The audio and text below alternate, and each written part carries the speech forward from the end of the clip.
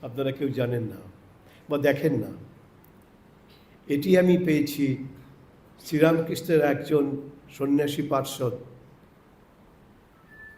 স্বামী বিবেকানন্দ, তারপরে স্বামী ব্রহ্মানন্দ, তারপরেই যার কথা আমাদের মধ্যে সব থেকে বেশি প্রচারিত তিনি হচ্ছেন স্বামী অভেদানন্দ, শ্রীরামকৃষ্ণের একজন সন্ন্যাসী পার্ষদ।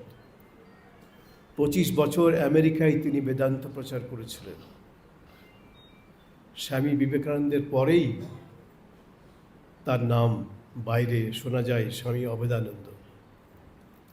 তার একটি ছোট্ট স্মৃতি লোকের চোখের আড়ালেই রয়ে গেল, এটা আমার চোখে পড়ে গেছে। সেই স্মৃতিটা কি?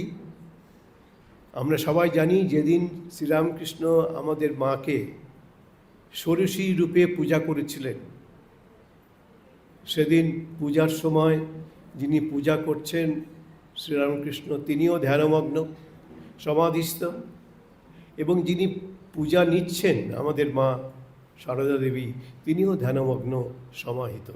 কোনো কথাবার্তা কারোর সঙ্গে কারোর হচ্ছে না।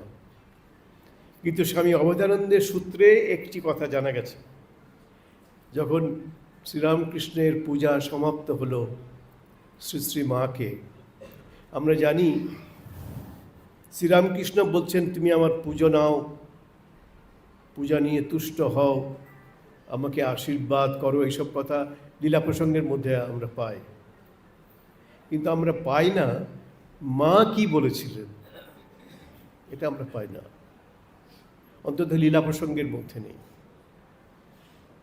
আমরা পাই শুধু স্বামী অভেদানন্দের সূত্রে একটি তথ্য, যে সেদিন যখন পূজা সমাপ্ত করলেন শ্রীরামকৃষ্ণ শ্রী শ্রী মাকে,